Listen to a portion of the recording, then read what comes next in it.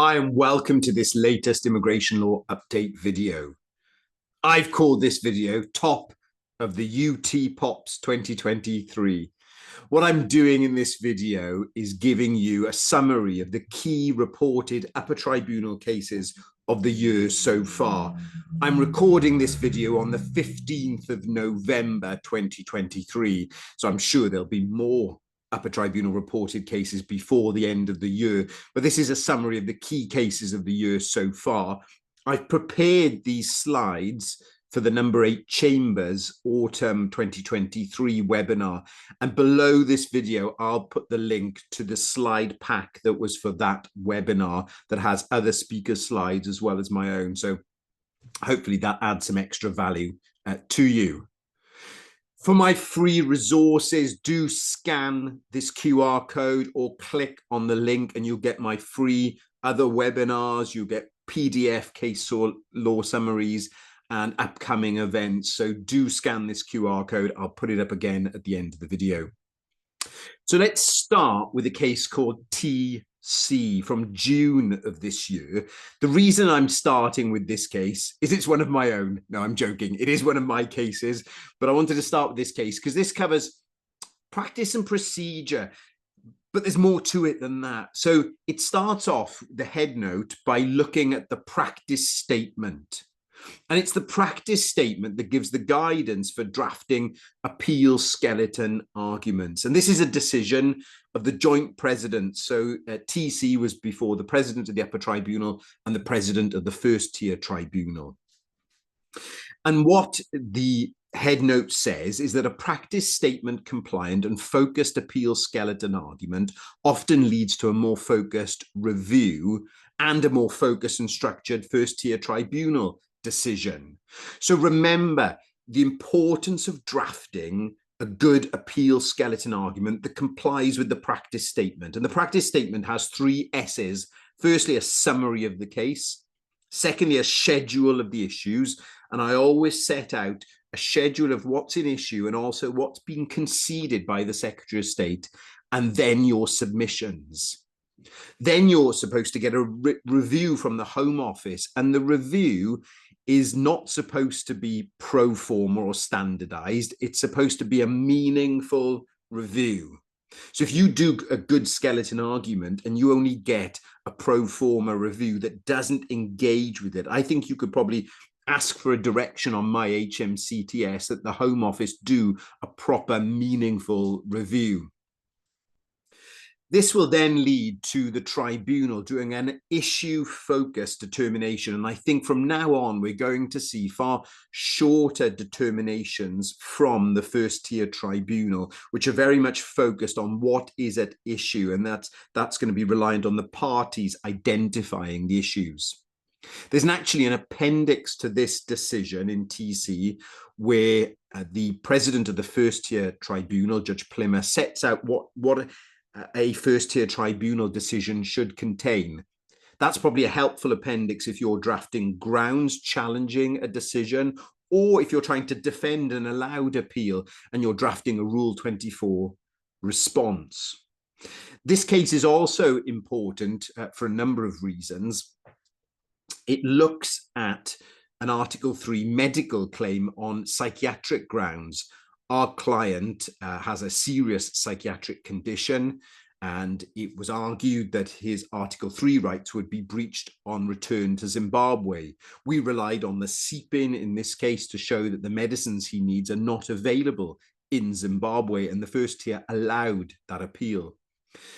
The upper tribunal and the 2 presidents upheld that allowed Article 3 health claim. So if you're arguing a health claim, which are very difficult to succeed, this is a good example of a health claim in psychiatric terms that succeeded, and the reliance on the CPIN showing the medicines weren't available. So do have a look at that.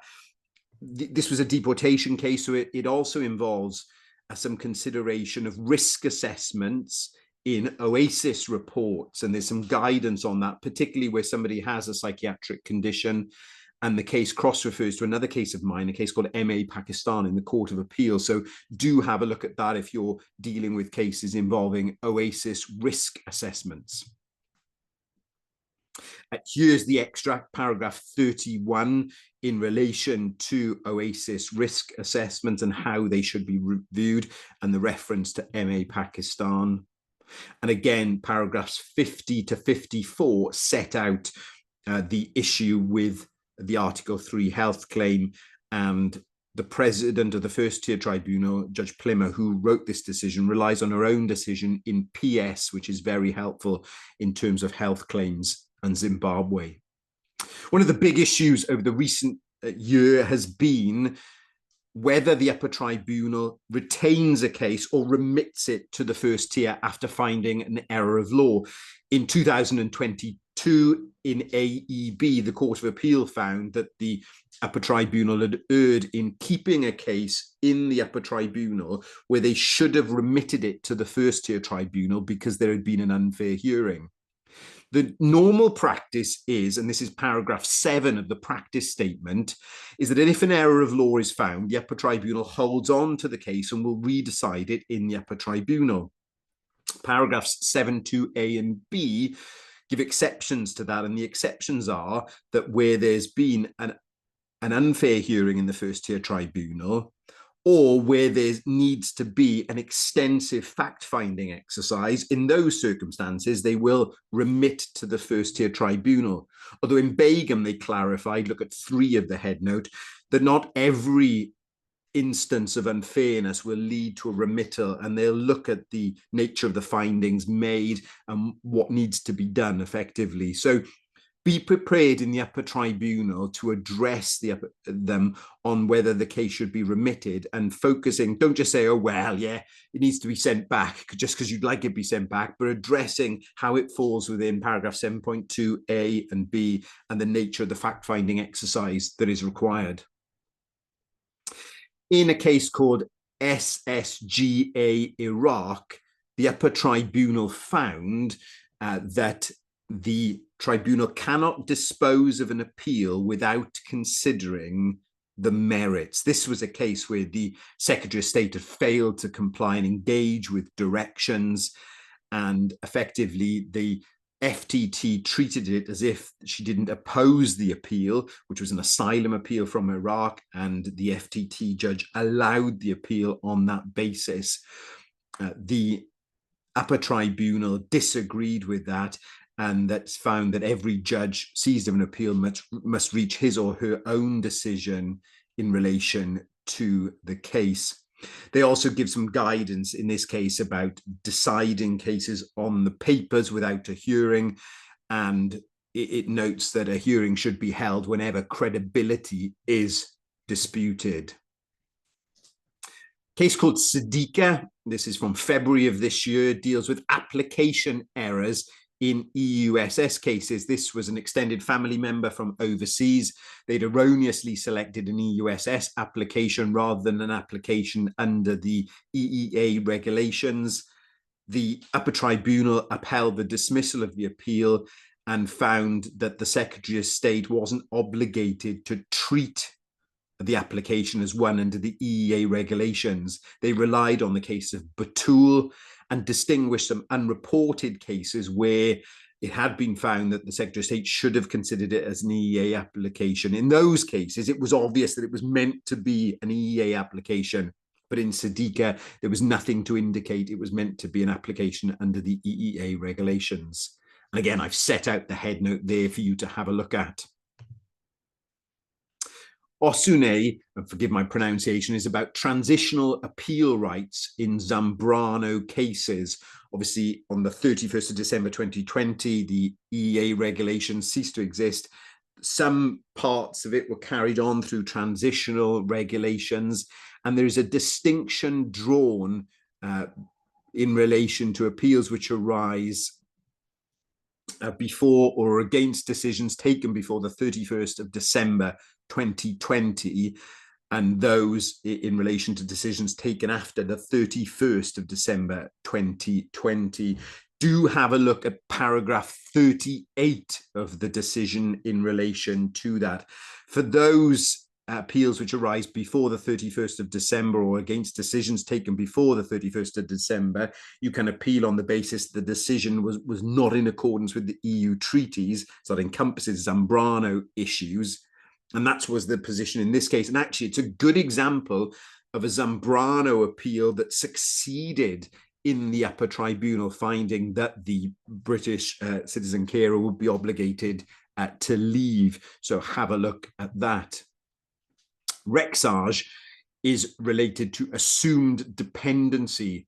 Somebody granted as a entry clearance as a dependent parent under Appendix EU family permit.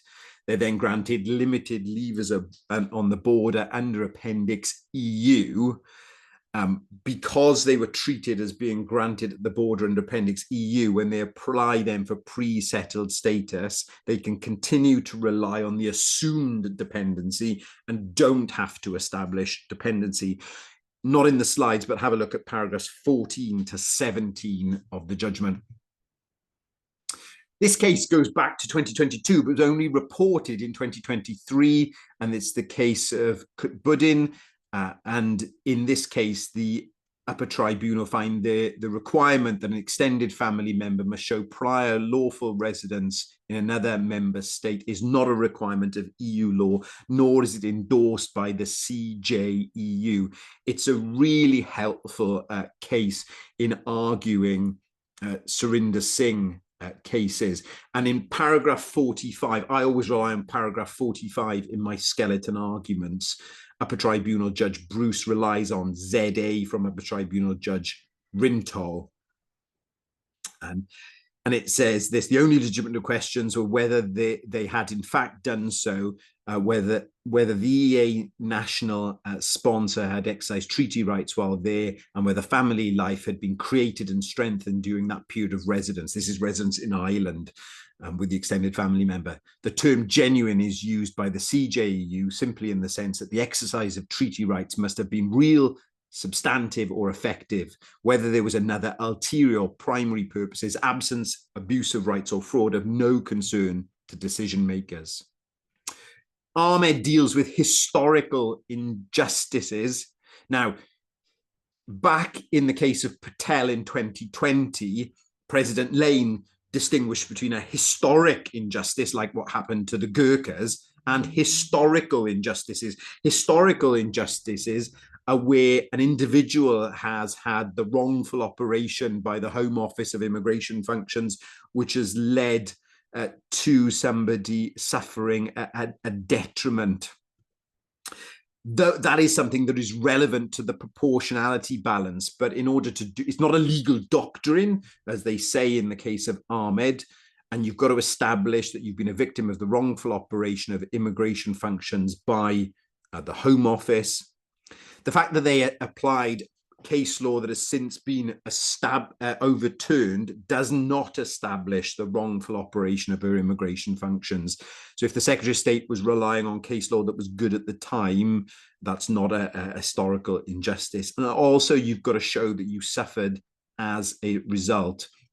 The Upper Tribunal say they'll also look at whether you could have challenged a public law error. So where you were a victim of a historical injustice, should you have challenged that public law error earlier? And you can't just blame bad immigration advice in relation to that. Look at the case of Mansour from 2018. Finally, I wanted to look at the case of Chimmy, which is the latest decision on deprivation of citizenship appeals post the Begum case. Clearly, the approach now is to approach it as a public law review, save for the question of human rights. And that at the moment, until the until the Higher Court's Court of Appeal or the Supreme Court tell us otherwise, this applies equally to 40 subsection 2, so deprivation in the public good, and 40 subsection 3, fraud or non-disclosure. So the questions to the tribunal should ask: firstly, did the Secretary of State materially err in law when she decided the condition precedent in 42 or 43 of the BNA was satisfied? That's a public law review. If so, the appeal falls to be allowed. If not, did the Secretary of State materially err in law when she decided to exercise her discretion and deprive the appellant of the British citizenship? If so, the appeal falls to be allowed. If not, then it's an Article 8 balance. balancing the reasonably foreseeable consequences for the appellant against the deprivation decision. Obviously, if that's disproportionate, the appeal would be allowed on human rights grounds. If not, the appeal falls to be dismissed.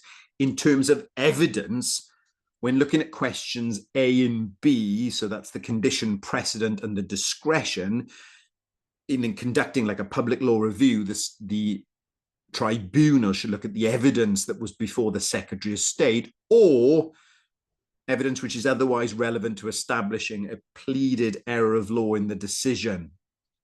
In relation to human rights, there's no real constraint in terms of the evidence. The tribunal can consider any relevant evidence. So that's the correct approach to deprivation of citizenship. And I've set out paragraph 56, which looks at the sort of public law errors the tribunal will consider, and paragraph 61 and 62 in relation to evidence.